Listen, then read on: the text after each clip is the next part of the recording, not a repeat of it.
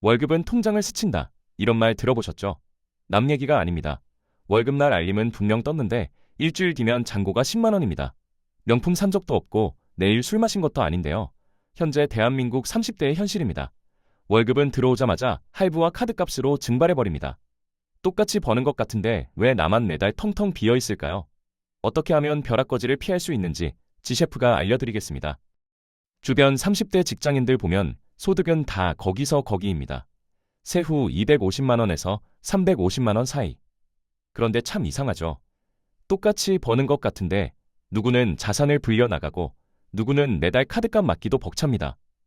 성별이나 나이를 떠나서 당장 통장이나 지갑에 100만 원도 없는 사람들이 수두룩한 게 진짜 현실입니다. 사실 이게 100% 여러분 탓만은 아닙니다. 30대가 직장을 잡는 구조 자체가 지금 너무 기형적이에요. 지방에는 일자리가 없으니 어쩔 수 없이 수도권으로 올라와야 하고 필연적으로 자취를 시작하게 됩니다. 30대의 평범한 월급으로 월세 내고 공과금 내며 자취를 시작하면 돈 모으는 속도가 어마어마하게 느려질 수밖에 없습니다. 특히 식비 방어가 안 됩니다. 외식을 안 하고 집에서 해먹으려 해도 1인 가구는 식재료가 비싸서 썩어버리는 거 생각하면 오히려 해먹는 게 돈이 더 많이 들어갑니다. 배달 한 번 시키면 3만 원은 기본이고 그렇다고 편의점 도시락으로 때우자니 영양은 영양대로 못 챙기면서 돈은 돈대로 새어나갑니다. 부모님 집에서 출퇴근하는 사람과 월세 내며 혼자 사는 사람의 저축 여력은 하늘과 땅 차이입니다. 전자는 월급의 70% 이상을 모을 수 있지만 후자는 30%만 남겨도 잘하는 겁니다.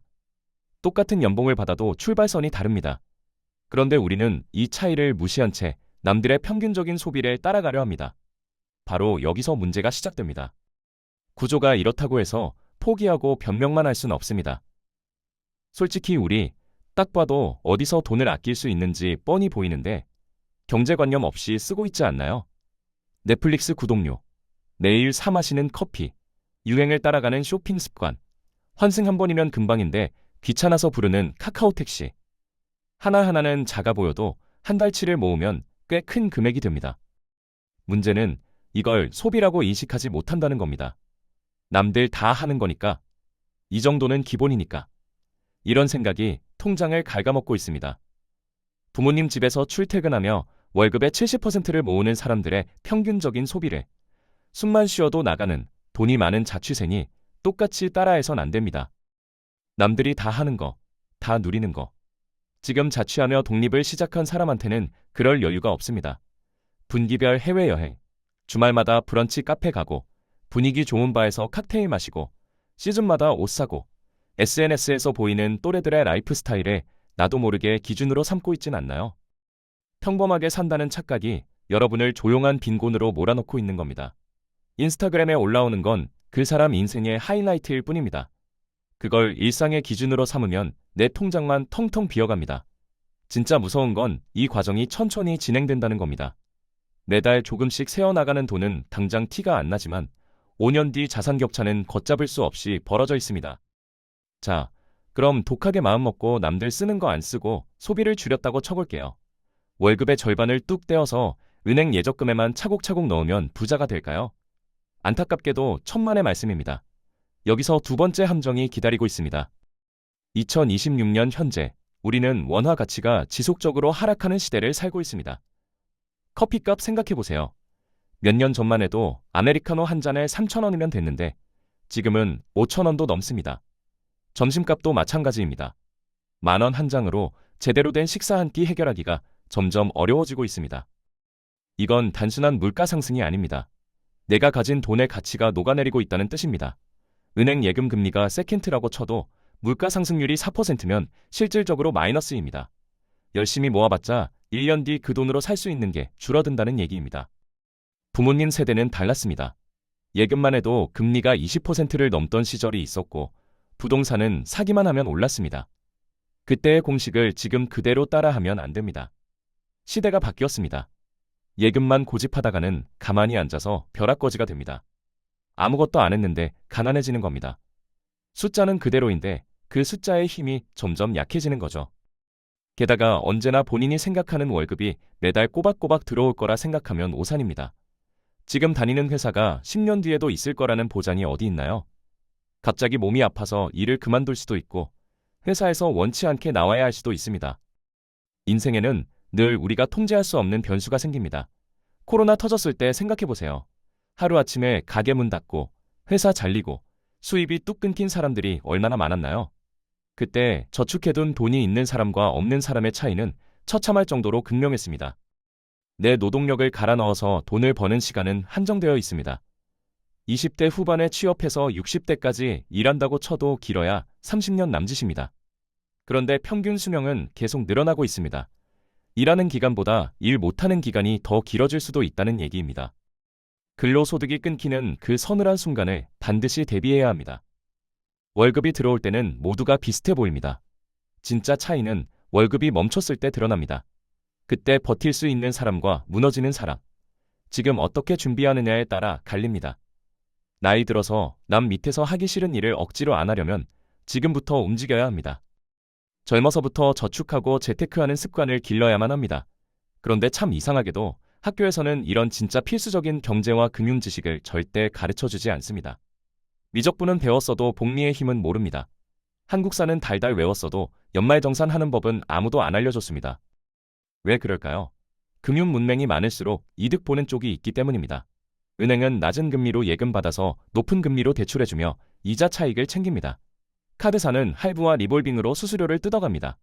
보험사는 필요 없는 특약 잔뜩 붙여서 보험료를 부풀립니다. 이들이 돈 버는 구조를 학교에서 가르쳐줄 리가 없습니다. 결국 자본주의 생존법은 누가 떠먹여주는 게 아닙니다. 우리 스스로 깨우치고 방어막을 쳐야 한다는 뜻입니다. 부모님이 알려주면 다행이지만 부모님 세대도 이런 교육을 받은 적이 없습니다. 유튜브나 책으로 독학하는 수밖에 없습니다. 그런데 또 문제가 있습니다. 금융 정보를 가장한 광고가 너무 많습니다. 이 주식 사라, 저 코인 사라, 수익률 몇백 %. 자극적인 썸네일에 현혹되면 오히려 돈을 잃습니다. 진짜 필요한 건 화려한 수익률이 아니라 잃지 않는 방법입니다. 기본기를 먼저 다져야 합니다. 그래서 이제는 선택과 집중을 해야 합니다. 무작정 원화를 모으는 것을 넘어서 내 돈의 가치를 방어해줄 자산으로 눈을 돌려야 합니다. 어렵게 생각할 필요 없습니다. 크게 두 가지만 기억하면 됩니다. 첫 번째는 ETF입니다. 저축의 개념으로 투자하기만 하면 특별히 신경 쓸 일이 없습니다. 개별 주식처럼 하나 잘못 고르면 쪽박차는 위험도 적습니다. 두 번째는 금입니다. 인류 역사상 수천 년 동안 가치를 인정받아온 실물 자산입니다. 화폐 가치가 떨어질 때마다 금값은 올랐습니다. 요즘은 한돈씩 살 필요도 없습니다. 금 ETF나 금 통장으로 소액부터 모을 수 있습니다. 이건 일확천금을 노리는 투기가 아닙니다. 내 소중한 월급이 인플레이션에 녹아내리지 않도록 튼튼한 구명조끼를 입는 생존 전략입니다. 누구나 투자하고 예금처럼 일정 기간 보유만 한다면 수익을 낼 수 있습니다. 어렵지 않습니다. 매달 조금씩 사모으기만 하면 됩니다. 시작이 반입니다. 오늘 당장 여러분의 지출 내역을 열어보세요. 카드 앱 켜서 지난달 결제 내역 쭉 훑어보면 됩니다. 남들 다 하니까, 나를 위한 소확행이니까. 이런 핑계로 합리화했던 지출들이 보일 겁니다. 그걸 냉정하게 끊어내야 합니다. 충동적인 쇼핑을 줄이고 매주 나가던 술자리를 한 달에 한두 번으로 줄여보세요. 그렇게 아낀 돈이 모이면 ETF를 한 주씩 사 모으는 겁니다. 부담스러우면 금 ETF부터 시작해도 됩니다. 중요한 건 시작하는 겁니다. 이게 바로 시스템입니다. 여러분이 자는 동안에도 일하는 돈, 여러분이 아파서 누워있어도 불어나는 자산, 월급이 끊겨도 나를 지켜줄 방패, 지금부터 만들어야 합니다. 10년 뒤에 시작하면 늦습니다. 복리의 힘은 시간이 길수록 강해집니다. 30대 초반에 시작한 사람과 40대에 시작한 사람의 자산 격차는 상상 이상입니다. 같은 금액을 넣어도 결과가 다릅니다. 시간을 아군으로 만들 수 있는 건 지금뿐입니다. 여러분의 노동이 멈추는 날, 여러분을 대신해 일해줄 시스템. 오늘부터 구축하기 바랍니다. 정리하겠습니다. 30대가 돈을 못 모으는 건 사치를 부려서가 아닙니다. 기형적인 구조 속에서 남들의 평균을 따라가려 했기 때문입니다. 거기에 예금만 믿고 있다가 원화가치 하락에 자산이 녹아내리는 겁니다. 해답은 단순합니다. 가짜 소비를 끊고 그 돈으로 진짜 자산을 사모으는 것. S&C 100 ETF와 금으로 인플레이션을 방어하며 시스템을 구축하는 것. 어렵지 않습니다. 오래 걸릴 뿐입니다. 그래서 지금 시작해야 합니다. 10년 뒤 여러분의 모습은 오늘 무엇을 선택하느냐에 달려 있습니다. 똑같은 월급을 받아도 누군가는 자산을 불리고 누군가는 여전히 텅 빈 통장을 들여다봅니다. 그 차이는 재능이 아니라 습관입니다. 지금 당장 끊어낼 소비는 무엇인가요? 오늘부터 사모을 자산은 무엇인가요? 지셰프의 다음 영상에서는 더 유익하고 꼭 필요한 정보들로 요리해드리겠습니다. 구독과 좋아요 부탁드립니다. 감사합니다.